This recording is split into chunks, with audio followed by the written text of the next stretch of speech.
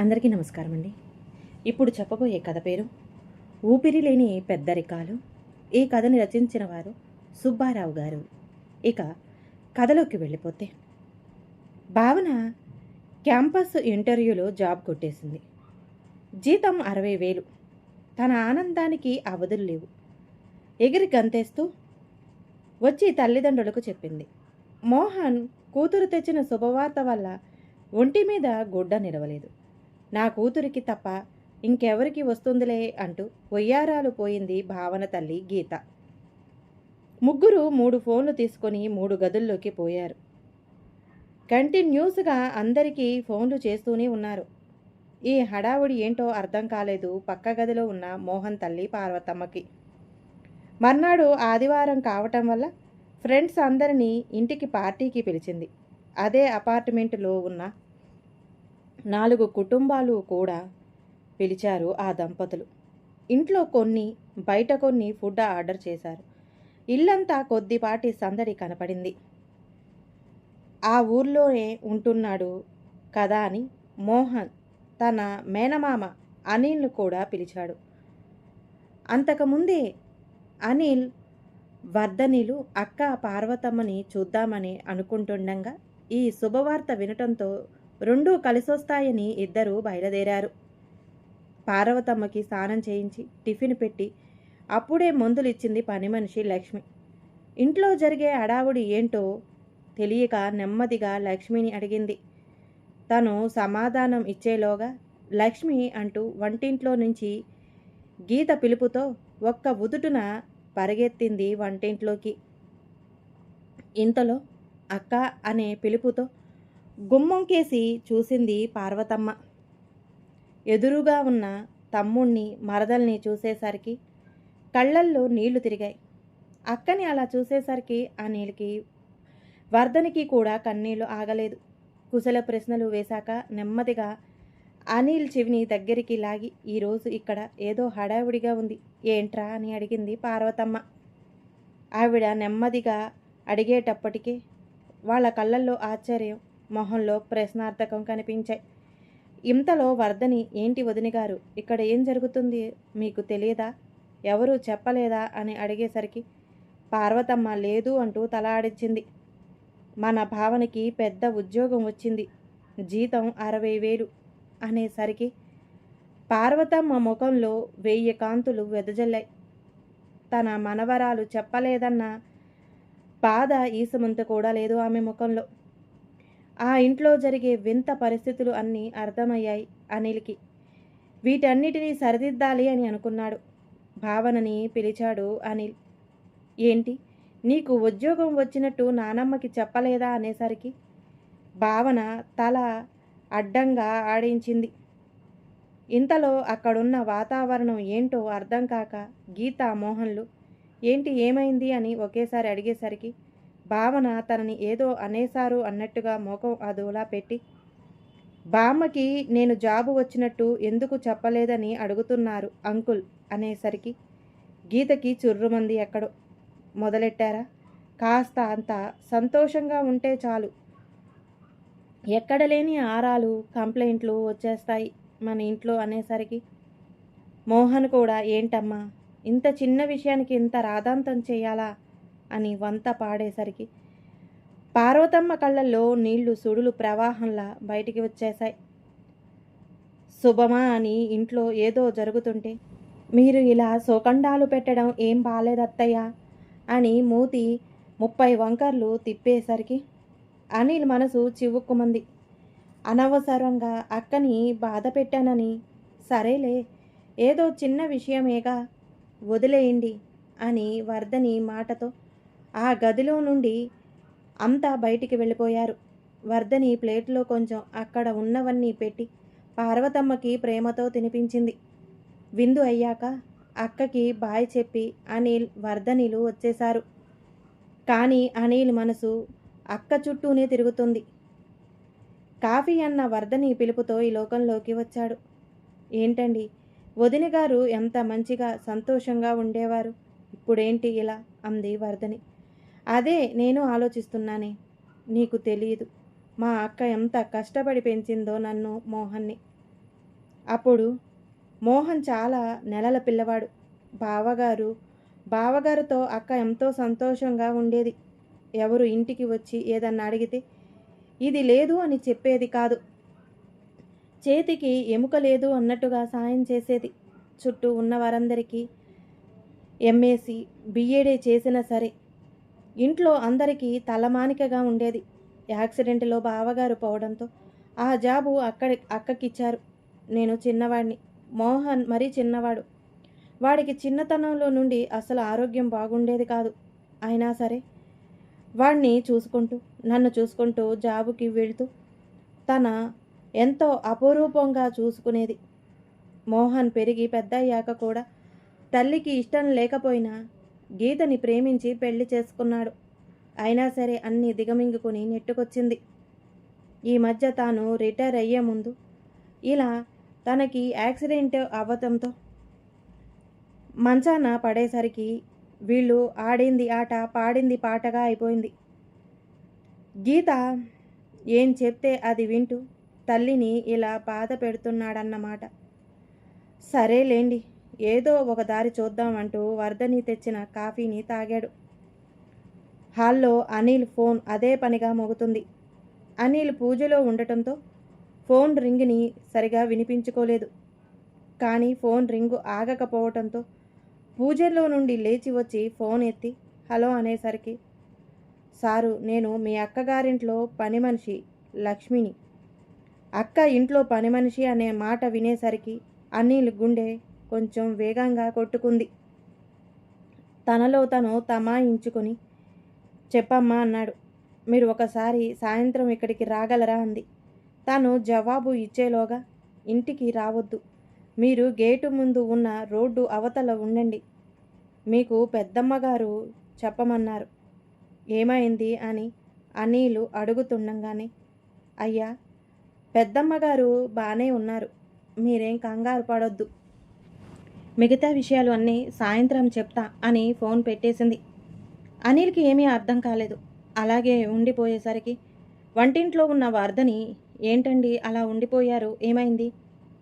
Anil phone విషయం చెప్పేసరికి, మీరేం కంగారు పడకండి, నేను కాసేపు ఉన్నాక గీతకి ఫోన్ చేసి అడుగుతానులే అని సర్ది చెప్పేసరికి కొంచెం కూల్ అయ్యాడు అనిల్.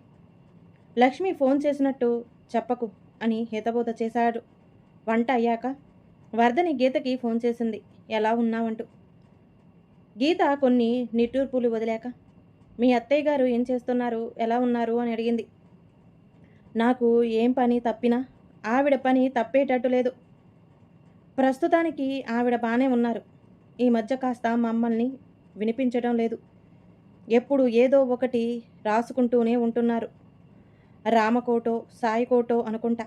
ఏంటి అని అడిగితే ఏదన్నా పని చెప్తారేమో అని నేనే లోపలికి వెళ్ళటం లేదు. ఇప్పుడు కూడా అదే రాసుకుంటున్నారు. ఇప్పుడు ఆవిడ్ని డిస్టర్బ్ చేయడం ఎందుకులే అంది. ఫోన్ ఆవిడికి ఇవ్వటం ఇష్టం లేదని వర్ధనికి అర్థమై కాసేపు మాట్లాడి ఫోన్ పెట్టేసింది. ఫోన్ విషయం అనిల్కి ఫోన్ చేసి మరీ చెప్పింది. ఆఫీసు నుండి కొంచెం ముందరగానే పర్మిషన్ పెట్టి అక్క ఇంటి దగ్గరలో ఉన్నప్పుడు లక్ష్మికి ఫోన్ చేశాడు. 5 నిమిషాల్లో వస్తున్నట్టు లక్ష్మి పార్వతమ్మ చెవిలో ఊదింది. పార్వతమ్మ గీత ఎక్కడుందో చూడమంది. గీత బెడ్రూమ్లో ఎవరితో ఫోన్ మాట్లాడుతుంది. బీరువాలో ఉన్న చీర కవర్ ఒకటి తీయించుకుంది. ఆ కవర్లో తాను ఎప్పుడూ రాసే పుస్తకం పెట్టి చేతికున్న ఉంగరాన్ని తీసి లక్ష్మి చేతిలో పెట్టి, ఈ 2 అనిల్కి ఇచ్చేయి, ఎవరూ చూడకుండా అని చెప్పింది. ఉంగరం ఎందుకు ఇచ్చిందో లక్ష్మికి కూడా అర్థం కాలేదు. ఉంగరాన్ని చీర కొంగులో కట్టుకుని పుస్తకం కవర్ని చేతపట్టుతో చెత్తబుట్టతో పాటు బయటికి తెచ్చింది. ఎదురుగా ఉన్న రోడ్డు అవతల షాప్ దగ్గర అనిల్ను చూసి చేతిలో ఉన్న పుస్తకం కవర్ని కొంగుకున్న ఉంగరాన్ని తీసి అని చేతిలో పెట్టి, పెద్దమ్మగారు బాగానే ఉన్నారు, మీరేం ఆలోచించొద్దు అని నేను వెళుతున్నానన్నట్టు ఎక్కడ గీత చూస్తుందో అన్న భయంతో లోపలికి తుర్రుమంది. అనిల్కి ఉంగరం స్టోరీ అర్థం కాకపోయినా ముందు ఇంటికి వెళ్ళాలి అనుకొని అక్కడి నుంచి బయలుదేరాడు. ఇంటి గేటు చప్పుడవడంతో గ్లాస్తో మంచినీళ్ళు తెస్తూ వదిన గారింటికి వెళ్ళారా, ఏమన్నారు అంటూ ప్రశ్న మీద ప్రశ్న వేసింది వర్ధని. కాసేపు ఆగు అన్నట్టు చేతిని ఆడించి గ్లాస్ అందుకున్నాడు. సోఫాలో కూర్చుని అక్క పంపిన కవర్ని సంచిలో నుండి బయటికి తీశాడు. పాత డైరీ. ఉంగరం చూసేటప్పటికి వర్ధనికి కూడా అర్థం కాలేదు. డైరీ తెరిచి చూశాడు. మొదటి పేజీలోనే ఒక తెల్లని కాగితం. ప్రియమైన తమ్ముడికి అనే అక్షరాలు చేసి కాగితం ఓపెన్ చేశాడు. పూర్తిగా చదివేసరికి కళ్ళ వెంట నీరు ఆగలేదు. బావ ఆఫీసులో చాలా చలాకీగా ఉంటూ అందరి మన్ననలు పొందుతూని కొంచెం స్టైల్ కొట్టడం సాగింది. కానీ ఒంట్లో ఉన్న రక్తం బామ్మదే కావటం వల్ల ఏంటో గాని సమాజ సేవలో ఆఫీసు తరపున జరిగే వాటికి అందరితో పాటు తన చురుకుగా పాల్గొనేది. కానీ ఇంట్లో ఇక్కడ గ్లాసు అక్కడ పెట్టలేదు. అమ్మ భావన, కాసినన్ని మంచినీళ్ళు ఇయ్యమ్మ, ఇందాకటి నుంచి ఎక్కిళ్ళు వస్తున్నాయి. లక్ష్మి కనిపించలేదు. అడుగుదామంటే అని పిలిచింది పార్వతమ్మ. అబ్బా ఏంటి బామ్మ, ఒక్క నిమిషం కూడా నన్ను రెస్ట్ తీసుకోనివా? నాకు ఈరోజు ఆఫీస్కి తొందరగా వెళ్ళాలి. రేపు మేము వృద్ధులకు సర్వీస్ చేస్తున్నాం. నేను టీం లీడర్ని అక్కడ అనే సమాధానం ఇచ్చేలోగా ఏంటి, ఏమైంది, పిల్లని మీరు కంగారు పెడుతున్నారు? నేను ఒక్కదాన్ని ఇక్కడే ఉన్నానుగా, నన్ను అడగొచ్చు కదా అంటూ గ్లాసులో సగం వాటర్ ఇచ్చింది. పార్వతమ్మకి తన స్థితిని చూసి తనకే అసహ్యం వేసింది. అన్నీ దిగమింగుకొని సర్దుకుపోతుంది. అమ్మా, నేను ఈరోజు ఆఫీసుకి తొందరగా వెళ్ళాలి. నాకు గొప్ప బాధ్యతని ఇచ్చారు మా బాస్. చాలా పెద్ద ప్రోగ్రాం కండక్ట్ చేస్తున్నాం. రేపు 200 మంది వృద్ధులకు మేము సర్వీస్ చేస్తున్నాం. పెద్ద పెద్ద వాళ్ళంతా వస్తున్నారు. ఆ ప్రోగ్రాంకి నేనే టీం లీడర్ని, మీరు కూడా రండి అక్కడికి అంటూ సాగదీస్తూ చెప్పింది తల్లికి. గీత తెగ సంబరపడిపోయింది. నీకు పెద్దలంటే ఎంత భక్తి, గౌరవం అంటూ మురిసిపోయింది. ఇదంతా లోపల నుండి వింటున్న పార్వతమ్మకి నవ్వాగలేదు. అంత బాధలోను. సరేలే, రేపు కదా ప్రోగ్రాం, వస్తాంలే తప్పకుండా అంటూ బుగ్గలు ముద్దాడింది. మోహన్ ఆఫీసు నుండి ఇంటిలోకి అడుగు పెడుతూ చేతిలో ఉన్న లంచ్ బాక్సు ఇంకో చేతిలో ఉన్న పుస్తకాన్ని గీతకి ఇచ్చాడు. ఏమిటండి ఈ పుస్తకం అంటుంటే పుస్తకం కేసి చూసింది గీత. ఊపిరి లేని పెద్దరికాలు అనే టైటిల్. చర్మం ముడతలు పడి పదుల వయసులో పండు ముసలి అవ్వ ఫోటోతో పుస్తకం చూడగానే ఏదో విలువలతో కూడిన పుస్తకం అని తలపించేలా ఉంది పుస్తకం. ఏంటి ఈ పుస్తకం అంటూ చేతిలో ఉన్న మంచినీళ్ళ గ్లాసును అందించింది. నాకు ఆకలిగా ఉంది, ముందు ఏదన్నా పెట్టు. సరే, ముందు మీరు స్నానం చేసి రండి, ఈలోగా డిన్నర్ రెడీ చేస్తా. ఈలోగా భావన కూడా వచ్చింది. ఒసేయ్, నువ్వు కూడా వచ్చే భోజనానికి, కూతుర్ని కూడా పిలిచింది. సరే అంటూ ఇద్దరూ ఫ్రెష్ అయ్యారు. భోజనానికి కూర్చున్నారు. అమ్మ డిన్నర్ చేసిందా అని అడిగాడు. ఇంకా లేదు, కాసేపు ఉన్నాక పెడతా, ముందు మీరు తినండి. అదేంటి ఇంకా పెట్టలేదా? పాపం పెద్దది కదా, ఇప్పటి వరకు ఎందుకు పెట్టలేదు? తన అసహనాన్ని చూపించాడు మోహన్. మొగుడులో వచ్చిన మార్పును చూసి కంగు తిని గీత డామినేట్ చేయాలని మా చిన్ననాటి స్నేహితురాలతో ఫోన్లో మాట్లాడుతున్నా. అలా మాట్లాడుతూనే టైం తెలియలేదు. ఇంతలో మీరొచ్చారు. ఒక రోజుకి ఏమీ అవ్వదు, మీరు తినండి అంటూ కోపం ప్రదర్శించింది. ఇంకో ప్లేటులో కాస్త కూర, పొద్దున మిగిలిన పప్పు వేసి అత్తగారి ముందుంచింది. పాపం ఆవిడికి ఓపిక లేకపోవడంతో పైకి కూడా లేవలేకపోయింది. అది చూస్తున్న మోహన్కి కొంచెం బాధ అనిపించిన గీత నోటికి భయపడి నోరు మూసుకున్నాడు. నెమ్మదిగా పైకి లేచి నోట్లో అన్నం ముద్ద పెట్టగానే నోరు కారానికి చుర్రుమంది. ట్యాబ్లెట్ల పైచం, కూరలో కారం, 2 నషాలన్నీ అంటుకున్నాయి. ఎదురుగా ఉన్న చెంబులో ఉన్న మంచినీళ్ళని గటగటా తాగేసింది. అమ్మా గీత, కాస్తంత నెయ్యి వెయ్యమ్మా, కూర చాలా కారంగా ఉంది అంటుండగానే గయ్యమంటూ లేచింది. ఇప్పుడు మీ అబ్బాయి మనవరాలు శుభ్రంగా లొట్టలేసుకొని మరీ తిన్నారు. మీకు నా కూర నచ్చటం లేదు, నెయ్యి కూడానా?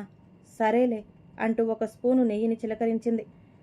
తప్పలేక ముద్దకి నీళ్ళని అడ్డం పెట్టుకొని భోజనం అయ్యిందనిపించుకుంది.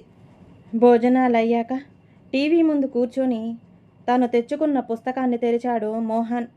ఏంటండి, రేపు ఏమన్నా పరీక్షల అంత సీరియస్గా చదువుతున్నారు? ఈ పుస్తకం గురించి మా ఆఫీస్లో పెద్ద చర్చే జరుగుతుంది ఈరోజు. ప్రతి ఒక్కరూ చాలా బాగుందంటూ ఒకటే ప్రశంసలు. మా బాస్ అయితే ప్రత్యేకంగా పుస్తకం రాసిన రచయిత్రిని ఒకటే పొగడ్తలతో ముంచెత్తాడు. ఎవరో మానస అని కొత్త రచయిత్రి అట. మొట్టమొదటి నవలతో పెద్దవాళ్లతో సమాన స్థాయికి వెళ్ళిపోయారట.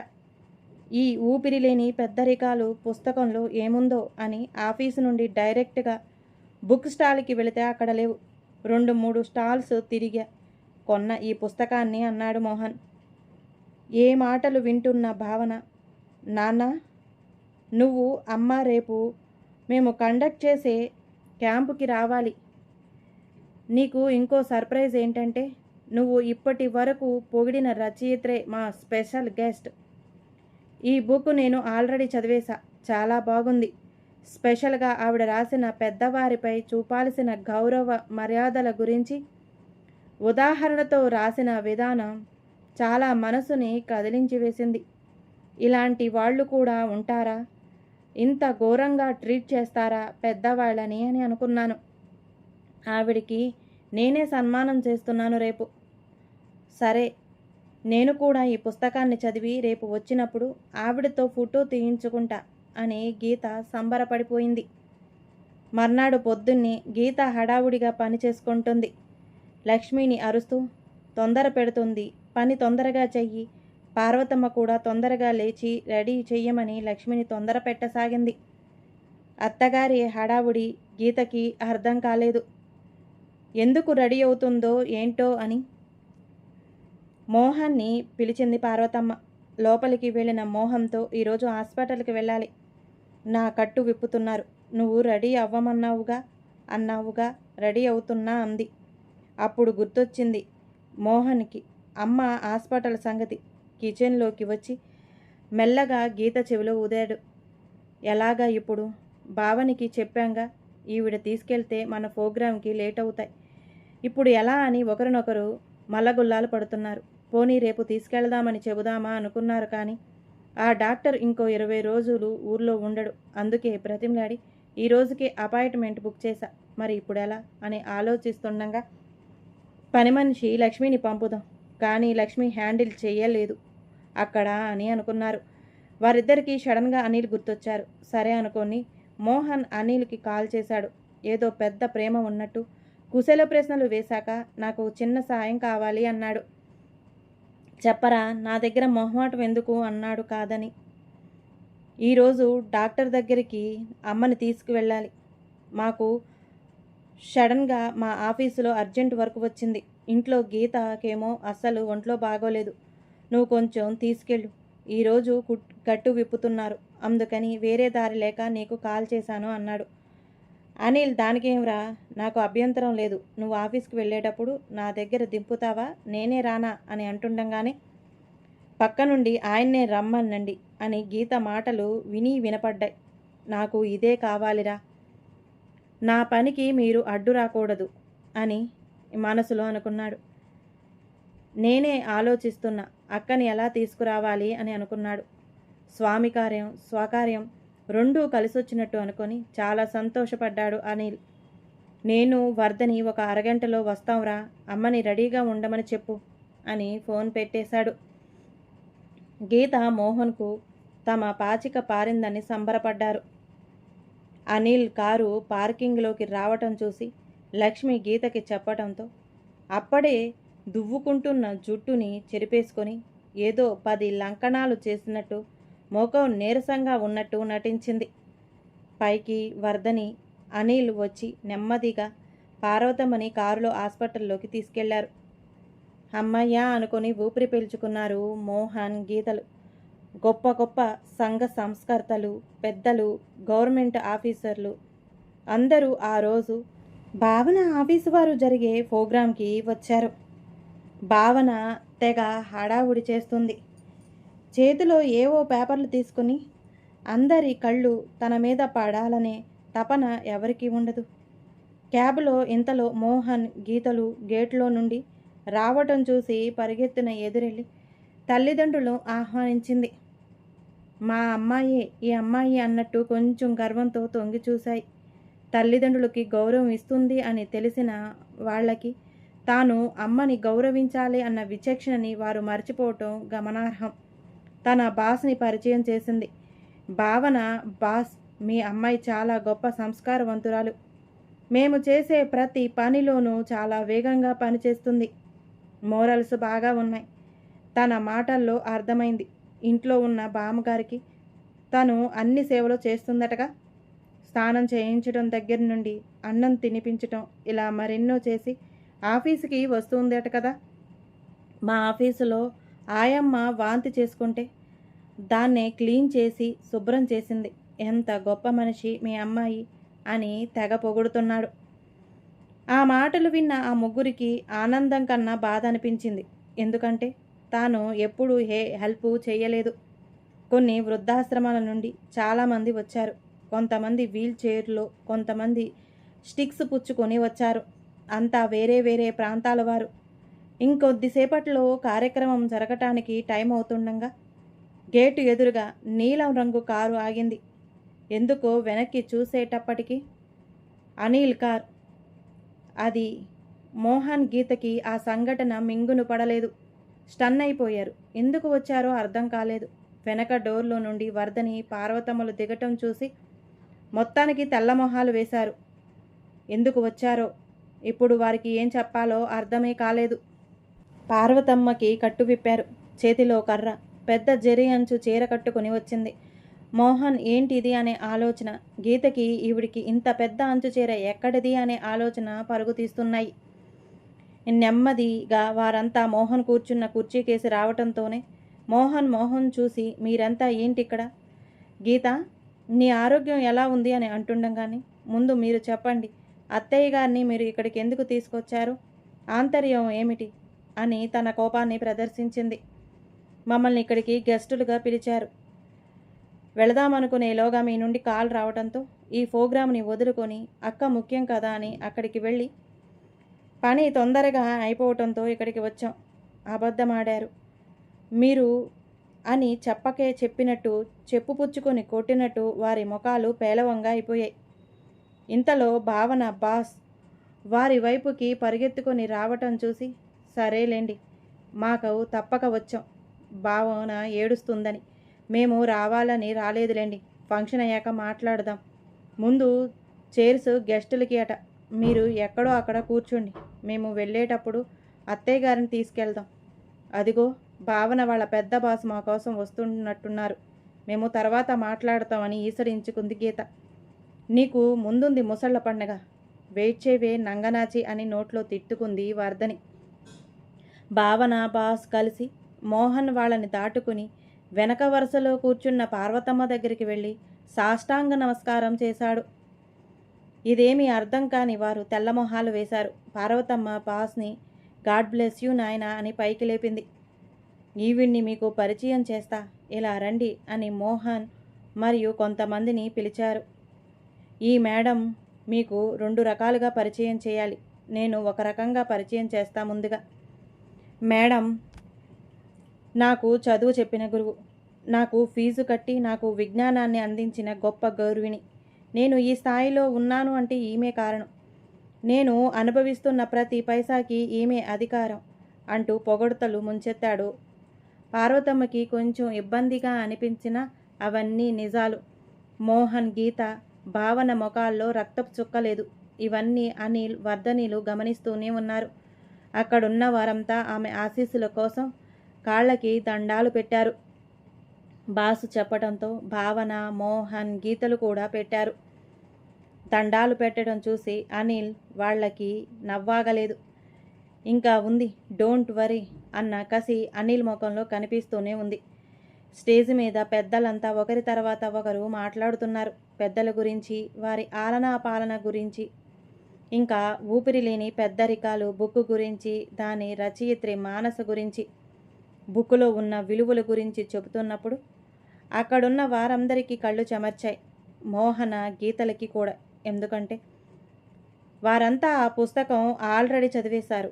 ఆ పుస్తక జ్ఞానం ఉండటం వాళ్ళ పక్కనున్న వాళ్లతో కథలో వాడు ఇలా చేశాడు, అది అలా చేసింది, అంతేకాక చిన్నపిల్లని కూడా వాళ్ళు పాడు చేశారు, విలువలు లేకుండా పెంచారు అంటూ పక్కనున్న వారితో పెద్ద లెక్చర్ ఇస్తున్నాడు మోహన్. భావన స్టేజ్ మీదకి వెళ్ళి సన్మానానికి కావలసిన స్పీచ్ని వినిపించసాగింది. అందరికీ నమస్కారాలు చెప్పాక, నేను ఊపిరిలేని పెద్దరికాలు పుస్తకాన్ని 5 సార్లు చదివాను. నాకు ప్రతి పేజీ చదువుతున్నప్పుడల్లా కన్నీటి పర్యంతమయ్యాను. ఒక చోటైతే బామ్మ ఎక్కిళ్ళు వస్తున్నాయి, కొంచెం మంచినీళ్ళు ఇయ్యమ్మా అని అడిగినప్పుడు మనవరాలు కోడలు పెట్టిన బాధలైతే వర్ణనాతీతం. ఆ కోడలు అసలు ఆడదేనా? తల్లిలాంటి అత్తగారిని ఇన్ని బాధలు పెడుతున్నా చివరికి ఆ కొడుకు కూడా పెళ్ళాన్ని సమర్థించాడు. కానీ ఎన్నో నొప్పుల్ని, తన జీవితాన్ని ఇచ్చిన తల్లి గురించి అస్సలు ఆలోచించలేదు. ఆ రోజు నేను అన్నం కూడా తినలేదు. అయినా పెద్దలు అంటే గౌరవం లేని వారిని సమాజంలో బ్రతకనియ్యకూడదు, వారిని వెలివేయాలి. వారికి ఆదరణ ఏది? మన మానస గారు ఆమె బాధల్ని కళ్ళకి కట్టినట్టు చూపించారు. అందుకే నేను కంకణం కట్టుకున్న నా సెలవు దినాల్లో వృద్ధాశ్రమాలకు వెళ్ళి వారికి సేవ చేసుకుని తరించాలని ఉంది అంటూ పెద్ద స్పీచ్ ఇచ్చింది. నేను ఈ పుస్తక రచయిత మానస గారిని వేదిక మీదకి రావలసిందిగా కోరుకుంటున్నాను అనగానే వెనుక వరుసలో కూర్చున్న అనిల్, వర్ధని, పార్వతమ్మలు పైకి లేచారు.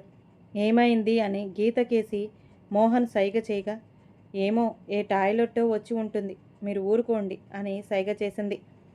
కానీ భావన బాస్ స్టేజ్ మీద నుండి కిందకి వచ్చి పార్వతమ్మ చెయ్యి పచ్చుకొని స్టేజ్ మీదకి తీసుకెళ్లాడు. అక్కడున్న వారంతా చప్పట్లతో మారుమోగుతుండగా మోహన్, గీత భావనలకి పిచ్చెక్కింది. ఊపిరిలేని పెద్దరికాల రచయిత్రి అమ్మ అని నోట మాట పెగల్లేదు. అంటే తను డైలీ మా ఇంట్లో జరిగేవి రాసిందా? అంటే ఈ కథలో బాధలు పెట్టిన వారం మేమేనా? నోటి మాట రాలేదు, కంట నీరు ఆగలేదు ఆ ముగ్గురికి. వారి జీవితాల మీద వారికే అసహ్యం వేసింది. పార్వతమ్మకి పుష్పమాలతో మెడను అలంకరించారు. బాసైతే వంగి వంగి దండాలు పెడుతూనే ఉన్నాడు. పుష్పగుచ్చం ఇచ్చి కాళ్ళకి మొక్కింది భావన.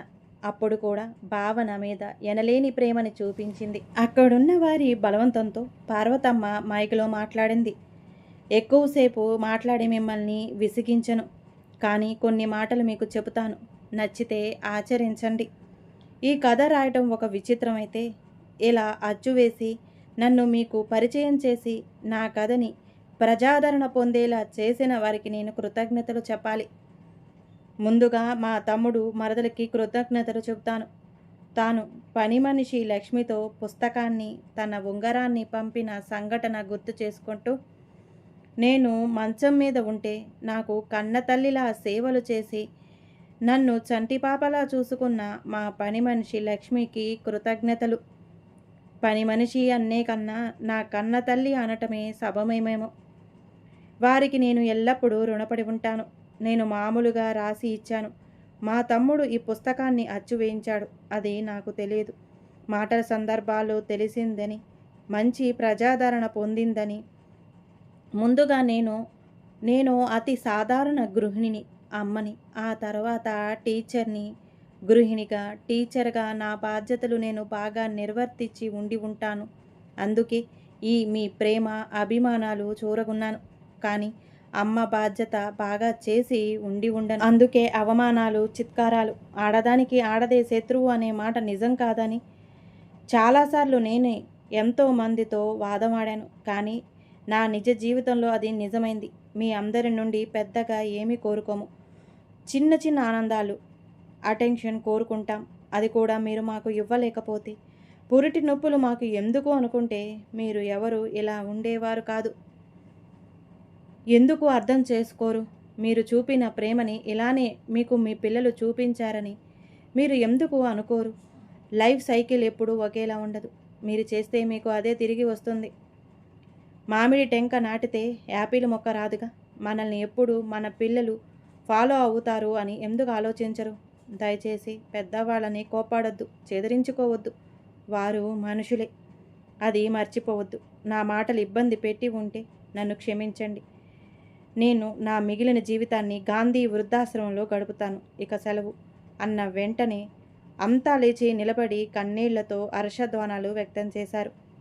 గీత మోహన్ భావనలు కళ్ళ నుండి హోరున వర్షంలా కన్నీటి దారలు వరదలుగా పొంగాయి. ఈ కథ కనుక నచ్చితే ప్లీజ్ అండి లైక్ చేయండి. అలాగే ఛానల్ని సబ్స్క్రైబ్ చేసుకోవటం మాత్రం మర్చిపోమాకండి. మీ విలువైన అభిప్రాయాన్ని కామెంట్ బాక్స్లో కామెంట్ చేయండి. అందరికీ ధన్యవాదాలండి.